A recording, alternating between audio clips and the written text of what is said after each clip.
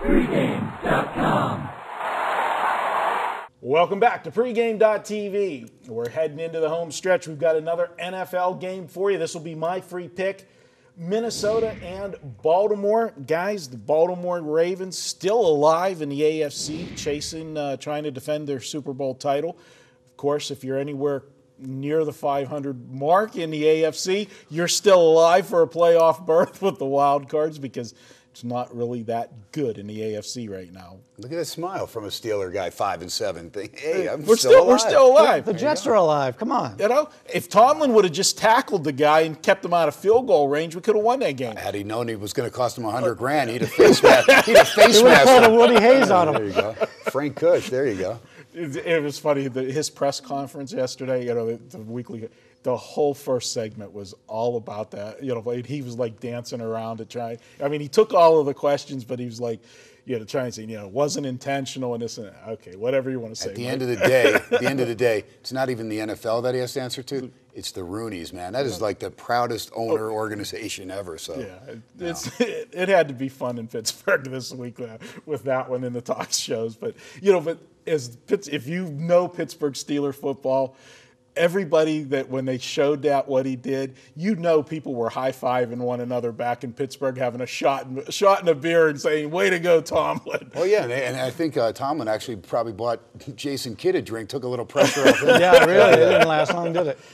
All right, guys, looking at this one, Minnesota, where I'm going to start on this one, we talk about, I like to look at situations and teams, what they're coming off of and what they've got up next. But I look at what Minnesota's just come off of.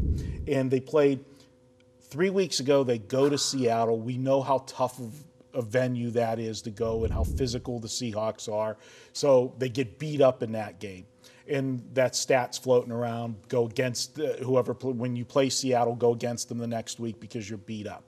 All right, so they're coming off a beat-up game in Seattle. Then they got to play division rival Green Bay. What do? Hey, we're not done playing 4 quarters. Let's go to overtime. Not only do we go to overtime, we play the entire 5th quarter. Nobody scores. Game ends in a tie. So they played, an extra quarter of football. Come back the next week, another division game. They go to overtime again, and this one goes deep into overtime. And we won't even, if you guys listened to yesterday's first preview show with Fezzik and Bryan, Leonard, and Scott, they discussed the ending of the Chicago game ad nauseum. It just absolutely idiotic move by the Chicago coach, and Minnesota's able to steal that game. But doesn't this team got to be tired and banged up this week? I think if they lose that game, it's a big difference. I mean, you play an overtime game and you win, and you even talked about that in one of the previous videos. Losing an overtime game hurts like double. So I think the winning part helps them out. But the rotating quarterback situation is back in Minnesota again. If you are a college football quarterback and you don't get drafted, keep your phone close by because Cleveland or Minnesota could be calling at any time. It's just been crazy. And the thing is, you've got 1A, 1B, and 1C. There's nobody that's any better out of either one of those teams. So. Well, the one thing with Castle, though, he has good chemistry with Greg Jennings. All of a sudden, Jennings, in fact, most of the catches that he's gotten that have been significant have been from Castle. And that's a great point for those guys that play fantasy football.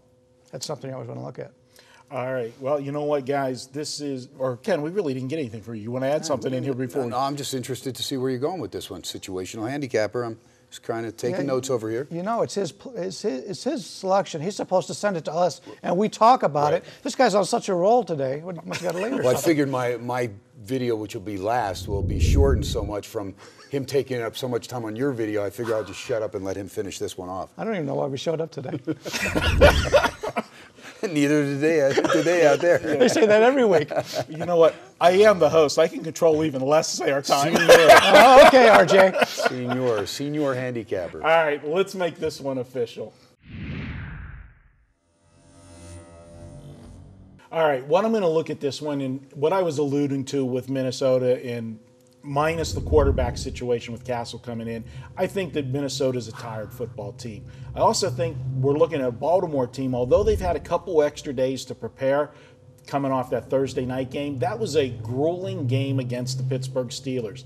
And if you don't think the Steelers and Baltimore hate one another, if you didn't watch that game and see the hitting, see Mike Tomlin on the sidelines with his move, and that hit at the end of the game when Bell was trying to go into the end zone, that tells you all you need to know about how hard these two defenses hit. I think this week what you're going to see is the effects of two beat-up teams, and I've always said it, tired teams don't play defense. Defense is all reaction. You react to what the offense is doing. When a player makes a cut, you've got to be there and be on top of it. I think these guys are going to be a step slow, and the offenses are going to have a huge advantage. And if you look at this Minnesota defense, their secondary's been getting torched this year. And they haven't faced a lot of good quarterbacks. They've been lucky in the last few weeks in some of the quarterbacks they caught. They got Green Bay when they didn't have Aaron Rodgers. They had Chicago with a second-string quarterback, although he's been playing well. I look this week for Flacco to have a big game against Minnesota. I think it's a great spot for Baltimore here, but I'm not going to take Baltimore. I'm going to take the total. I think Baltimore is a good play if you want to use them on a teaser, and so we'll give you a bonus play there with Baltimore on the teasers.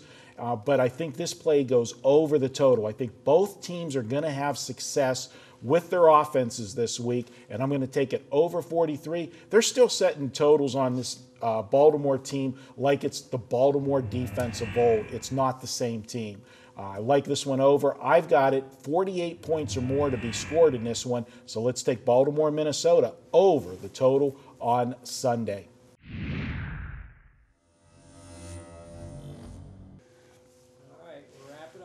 Anybody have anything to say? You guys have anything you want to say? No, somebody talked too long. You guys.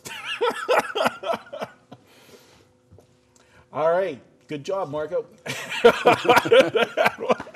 All right. We've got one more video. You know what? I'm just going to set the next video up for these guys, and I'm just not going to say anything. We're going to come back. We're going to talk Seattle and San Francisco.